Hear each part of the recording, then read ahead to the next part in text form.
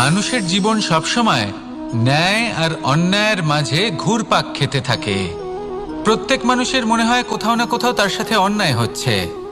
কেউ বলেন যে ভাগ্য আমার সাথে অন্যায় করেছে, কেউ আবার বলেন এই সংসার আমার সাথে অন্যায় করেছে।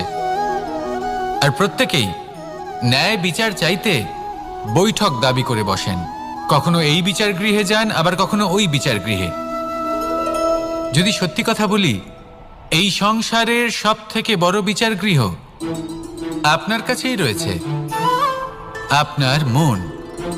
আপনার মনই হলো সব থেকে বড় বিচার গৃহ। এ খুব ভালো করেই জানে কি শুদ্ধ আবার কি অশুদ্ধ, এর শুভ অশুভর জ্ঞান রয়েছে, এ সব জানে। দেখতে গেলে প্রত্যেকটা মানুষ যদি নিজের মনের কথা শোনেন, তাহলে তিনি ভালোভাবেই বুঝতে পারবেন তিনি কি উচিত করেছেন আর কি অনুচিত। দিনে এক